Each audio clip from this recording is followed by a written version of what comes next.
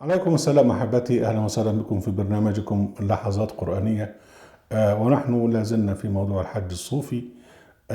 وهذه الحلقة بعد الحلقة السابقة عن الحج الجاهلي للكعبات. هنا بقى الحج الصوفي الجاهلي للأنصاب والأضرحة. أي أن التصوف أعاد ما كان يفعله الجاهليون قبل نزول القرآن. إلا أن يعني الصوفية أكثر ضلالا من الجاهليين. الجاهليين لم يكن ينزل عليهم، لم يكن هناك قرآن، ولم تكن دعوة قد بدأت يعني بالنبي محمد عليه السلام بالوحي. وجاء في القرآن الكريم بقى الكثير من الكلام عن نبذ يعني عبادة الأولياء ونبذ الحج إليهم، وما قاله إبراهيم وما قاله رب العزة جل وعلا للنبي محمد عليه السلام. ومع هذا فإن الصوفية ومعهم القرآن الكريم ويزعمون الإيمان بالقرآن الكريم أعادوا نفس ما يفعله أو ما كان يفعله الجاهليون، بل أكثر من كده. الجاهليون لم يقعوا في الشطح اللي هو سب الله جل وعلا وإعلان الكفر به. لا، وقع في هذا يعني متطرفو الصوفية، ويعتبرون ذلك بقى يعني تصريحا بالكفر ويستحق الإعجاب. إلا وبرضو أيضا يعني الجاهلين مع تقديسهم لكعباتهم كانوا يعني يذهبون للحج ويعظمون البيت الحرام، ولكن الصوفية كما قلنا كانوا يحقدون على الكعبة ويعني يدعون الناس لزيارة أوليائهم وأحجارهم بديلا عن الكعبة. ومع هذا يعني قد يقول قائل يعني طب بس هم ما قالوش عن الأضرحة بتاعتهم كعبة. لا أبدا. الدسوقي يصف نفسه بأنه كعبة الحقيقة، وهناك بعض الأضرحة كانت تبنى على شكل كعبة. فهناك مثلا في القاهرة المملوكية جوسك المردانيين والسخاوي الصوفي وصف أنه مبني على هيئة الكعبة وأن الدعاء تحته مستجاب. والسخاوي الصوفي ده له كتاب اسمه تحفة الأحباب، وهو متخصص في إرشاد الزوار إلى يعني إلى طرقات الخرافة الكبرى، يعني المقابر بتاعت القاهرة وما فيها من أولياء، وإن القبر ده بتاع فلان ومشهور بكذا، وده مشهور بإجابة الدعاء، وده اللي يقدم له كذا يعمل له كذا، وده عنده كرامة كذا. وقبل كده كان في واحد برضه اسمه ابن الزيات له كتاب اسمه الكواكب السيارة في ترتيب الزيارة. نفس الحكاية، لأن الناس اعتادوا أن يذهبوا إلى القبور المقدسة كسياحة دينية في ذلك الوقت للتوسل بالأولياء، وهذه الزيارة هي حج. الكعبة قلنا يعني إن الحجر ما يسمى بالحجر الأسود مشهور فيها، وهو لتعيين بداية الطواف.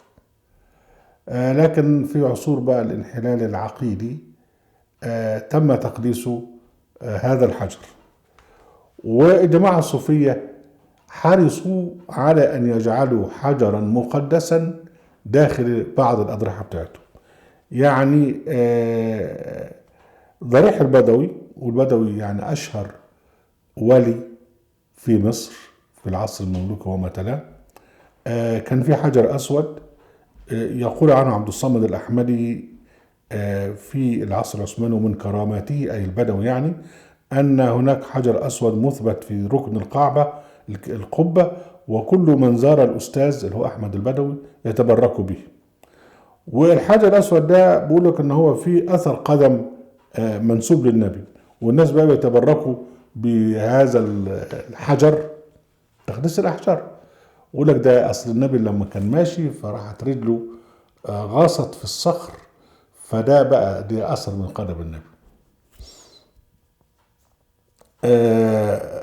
في بقى أحجار مقدسة أقيمت عليها مساجد. يقول لك ده الحجر ده النبي كان مشي عليه إلى آخره، ويروح عاملين مسجد فوق الحجر ده زي مسجد الكف في دمشق، ويقول لك فيها موضع كف منسوب للرسول. وبعدين الشيخ ابن تيمية في التاريخ بتاعه قال إيه: هذا الكف مصنوع مكذوب معكوس، الخنصر فيه موضع الإبهام والإبهام موضع الخنصر، وكسر الكف ده. يعني الجدع اللي هو عامل اللي صنع الكف ده راجل حتى مش عارف يعمله كويس. بل يعني أصبح هناك ناس متخصصين إن هم يطوفوا معاهم أحجار معمول عليها صورة كف، ولا ده كف النبي، وصورة قدم، ويقول لك دي قدم النبي. وهي نفس الحكاية. يعني إبراهيم عليه السلام يعني كان يقول لقومه: أتعبدون ما تنحتون والله خلقكم وما تعملون. السخاوي الصوفي يقول في أواخر القرن التاسع: وكان مع بعض الحجارين اللي هم بيقطعوا الحجر رخامة جعلوا فيها أثر قدم، وداروا فيها في البلاد والبيوت والأسواق، يقولون للناس: هذا موضع قدم نبيكم، فيقبله الناس ويتبركون به ويعطونهم الأموال. الجماعة الحجارين دي كانت وظيفة كانت صعبة جدا في العصر المملوكي. اللي هم الناس كانوا بيقطعوا الأحجار من هضبة المقطم. وعشان خاطر يبنوا منها بقى يعني المؤسسات الصوفية والأضرحة والجوامع والقصور إلى آخره. فكان في واحد الناس منهم بقى قال لك يعني في حاجة أحسن من كده، إن احنا نقطع قطع صغيرة ونرسم فيها شكل قدم أو شكل رجل، ويفوتوا بقى في البلاد يقولوا ده أثر النبي بتاعكم، والناس تبوس هذا الكلام.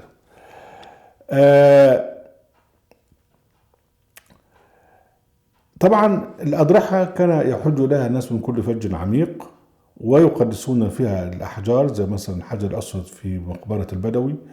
والجماعة السدنة القائمين على الأضرحة ديت هم اللي بيكسبوا. ما هو السيد البدوي ده مات وانتهى وأصبح تراب، لكن مين اللي بيكسب من النفحات اللي بتيجي؟ الغنم والخرفان والبهايم والأكل والنذور المالية إلى آخره، هم السدرة. وطبعا كان في بقى ناس اللي هم خلفاء السيد البدوي من نسل عبد العالي إلى آخره، فدول من مصلحتهم أن يعني يتزايد عدد الحجاج إلى السيد البدوي. فكان يقول لك إيه بقى؟ إن اللي يحج للسيد البدوي مش عارف كم مرة يبقى كأنه حج الكعبة. وفي العصر المملوكي كان هناك قبر اسمه قبر فاطمة الموصلية أو الموصلية زي ما يكون. يقول عنه السخاوي الصوفي: يقال من أراد الحج وطاف حول قبرها 7 مرات ينوي بذلك الحج فلا يحج من عامه ذلك. يعني اللي عايز يحج ومش معاه فلوس يروح على قبر ست فاطمة الموصلية ويقعد يطوف، وعشان خاطر ربنا يديله فلوس يروح الحج. وبعدين أبو الحسن الشاذلي قال فيه البوصيري. طبعا معروف البوصيري بتاع البردة، والبوصيري ده كان راجل مختل عقليا، ما هو شاعر كويس لكن كان مختل عقليا وكان شاذليا. فبيمدح. فأبو الحسن الشاذلي بيقول لك: أولم تدري أن مدح علي مثل حج وعمرة وزيارة؟ مدح علي اللي هو أبو الحسن الشاذلي اسمه علي بن عبد الجبار.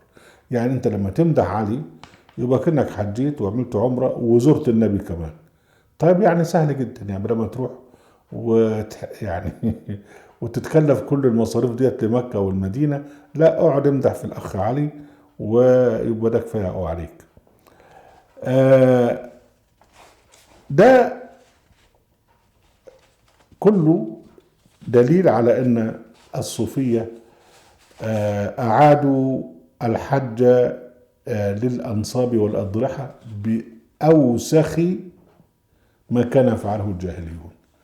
أهلا وسهلا بكم حبايبي في برنامجكم اللحظات القرآنية وفي قناة أهل القرآن وفي موقع أهل القرآن. لا تنسوا المشاركة بشير ولايك، وعليكم السلام.